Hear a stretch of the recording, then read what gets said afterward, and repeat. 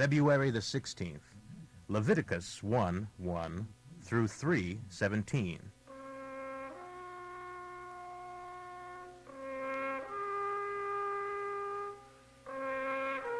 The Lord now spoke to Moses from the tabernacle, and commanded him to give the following instructions to the people of Israel.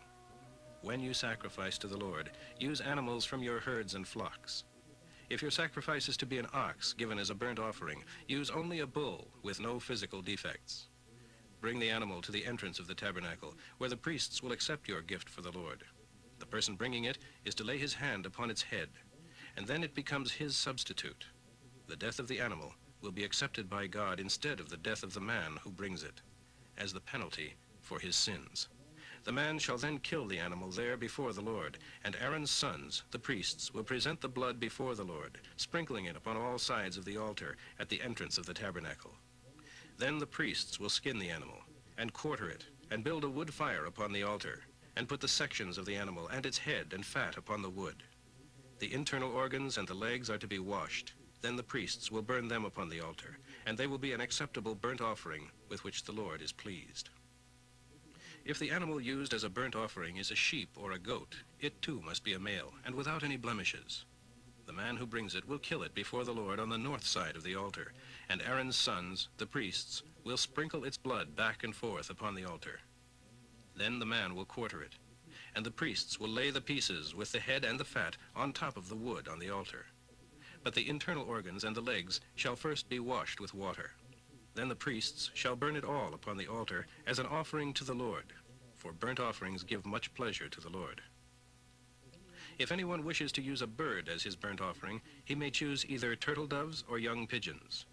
A priest will take the bird to the altar and wring off its head, and the blood shall be drained out at the side of the altar. Then the priest will remove the crop and the feathers and throw them on the east side of the altar with the ashes. Then, grasping it by the wings, he shall tear it apart, but not completely. And the priest shall burn it upon the altar, and the Lord will have pleasure in this sacrifice. Anyone who wishes to sacrifice a grain offering to the Lord is to bring fine flour, and is to pour olive oil and incense upon it. Then he is to take a handful representing the entire amount to one of the priests to burn, and the Lord will be fully pleased. The remainder of the flour is to be given to Aaron and his sons as their food, but all of it is counted as holy burnt offering to the Lord. If bread baked in the oven is brought as an offering to the Lord, it must be made from finely ground flour, baked with olive oil, but without yeast. Wafers made without yeast and spread with olive oil may also be used as an offering. If the offering is something from the griddle, it shall be made of finely ground flour without yeast and mingled with olive oil. Break it into pieces and pour oil upon it. It is a form of grain offering. If your offering is cooked in a pan, it too shall be made of fine flour mixed with olive oil. However it is prepared, whether baked, fried, or grilled, you are to bring this grain offering to the priest, and he shall take it to the altar to present it to the Lord. The priests are to burn only a representative portion of the offering, but all of it will be fully appreciated by the Lord. The remainder belongs to the priests for their own use, but it is all counted as a holy burnt offering to the Lord. Use no yeast with your offerings of flour, for no yeast or honey is permitted in burnt offerings to the Lord. You may offer yeast bread and honey as thanksgiving offerings at harvest time, but not as burnt offerings. Every offering must be seasoned with salt, because the salt is a reminder of God's covenant. If you are offering from the first of your harvest, remove the kernels from a fresh ear, crush and roast them, then offer them to the Lord. Put olive oil and incense on the offering, for it is a grain offering. Then the priests shall burn part of the bruised grain mixed with oil and all of the incense as a representative portion before the Lord. When anyone wants to give an offering of thanksgiving to the Lord, he may use either a bull or a cow, but the animal must be entirely without defect if it is to be offered to the Lord. The man who brings the animal shall lay his hand upon its head and kill it at the door of the tabernacle. Then Aaron's sons shall throw the blood against the sides of the altar, and shall burn before the Lord the fat that covers the inward parts, the 2 kidneys, and the loin fat on them, and the gallbladder. And it will give the Lord much pleasure. If a goat or sheep is used as a thank offering to the Lord, it must have no defect, and may be either a male or female, ram or ewe, billy goat or nanny goat. If it is a lamb, the man who brings it shall lay his hand upon its head and kill it at the entrance of the tabernacle. The priests shall throw the blood against the sides of the altar, and shall offer upon the altar the fat, the tail removed close to the backbone, the fat covering the internal organs, the 2 kidneys with the loin fat on them, and the gallbladder as a burnt offering to the Lord. If anyone brings a goat as his offering to the Lord, he shall lay his hand upon its head and kill it at the entrance of the tabernacle. The priest shall throw its blood against the sides of the altar, and shall offer upon the altar as a burnt offering to the Lord the fat which covers the insides, the 2 kidneys, and the loin fat on them, and the gallbladder. This burnt offering is very pleasing to the Lord.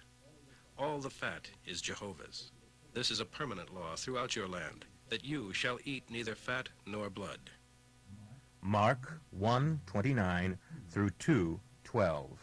Then, leaving the synagogue, he and his disciples went over to Simon and Andrew's home, where they found Simon's mother-in-law sick in bed with a high fever. They told Jesus about her right away. He went to her bedside, and as he took her by the hand and helped her to sit up, the fever suddenly left, and she got up and prepared dinner for them. By sunset, the courtyard was filled with the sick and demon-possessed, brought to him for healing, and a huge crowd of people from all over the city of Capernaum gathered outside the door to watch.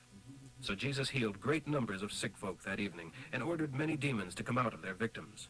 But he refused to allow the demons to speak because they knew who he was. The next morning, he was up long before daybreak and went out alone into the wilderness to pray. Later, Simon and the others went out to find him and told him, "Everyone is asking for you." But he replied, "We must go on to other towns as well, and give my message to them too, for that is why I came." So he traveled throughout the province of Galilee, preaching in the synagogues and releasing many from the power of demons. Once a leper came and knelt in front of him and begged to be healed. "If you want to, you can make me well again." And Jesus, moved with pity, touched him and said, "I want to. Be healed." Immediately the leprosy was gone. The man was healed. Jesus then told him sternly, "Go and be examined immediately by the Jewish priest. Don't stop to speak to anyone along the way. Take along the offering prescribed by Moses for a leper who is healed, so that everyone will have proof that you are well again." But as the man went on his way, he began to shout the good news that he was healed. As a result, such throngs soon surrounded Jesus that he couldn't publicly enter a city anywhere, but had to stay out in the barren wastelands, and people from everywhere came to him there. Several days later, he returned to Capernaum, and the news of his arrival spread quickly through the city. Soon the house where he was staying was so packed with visitors that there wasn't room for a single person more, not even outside the door, and he preached the word to them. 4 men arrived carrying a paralyzed man on a stretcher. They couldn't get to Jesus through the crowd, so they dug through the clay roof above his head and lowered the sick man on his stretcher right down in front of Jesus. When Jesus saw how strongly they believed that he would help their friend, Jesus said to the sick man, "Son, your sins are forgiven." But some of the Jewish religious leaders said to themselves as they sat there, "What? This is blasphemy." "Does he think he is God? For only God can forgive sins." Jesus could read their minds and said to them at once, "Why does this bother you? Is it any harder to forgive his sins than to heal him? So to prove that I, the man from heaven, have forgiven his sins," turning to the paralyzed man, he said, "You are healed. Pick up your stretcher and go home." The man jumped up, took the stretcher, and pushed his way through the stunned onlookers. Then how they praised God. "We've never seen anything like this before." Psalm 35:17 through 28. "Lord, how long will you stand there doing nothing? Act now and rescue me, for I have but one life, and these young lions are out to get it.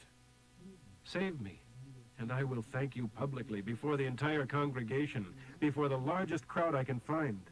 Don't give victory to those who fight me without any reason. Don't let them rejoice at my fall. Let them die. They don't talk of peace and doing good, but of plots against innocent men who are minding their own business. They shout that they have seen me doing wrong. Aha, they say, with our own eyes we saw him do it. Lord, you know all about it. Don't stay silent. Don't desert me now. Rise up, O Lord my God, vindicate me. Declare me not guilty, for you are just.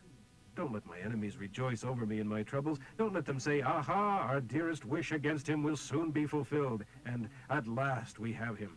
Shame them. Let these who boast against me and who rejoice at my troubles be themselves overcome by misfortune that strips them bare of everything they own. Bear them to dishonor, but give great joy to all who wish me well. Let them shout with delight, "Great is the Lord who enjoys helping his child." And I will tell everyone how great and good you are. I will praise you all day long. Proverbs for today, 9:13 through 18. A prostitute is loud and brash and never has enough of lust and shame. She sits at the door of her house or stands at the street corners of the city, whispering to men going by and to those minding their own business. Come home with me. She urges simpletons. Stolen melons are the sweetest. Stolen apples taste the best. But they don't realize that her former guests are now citizens of hell.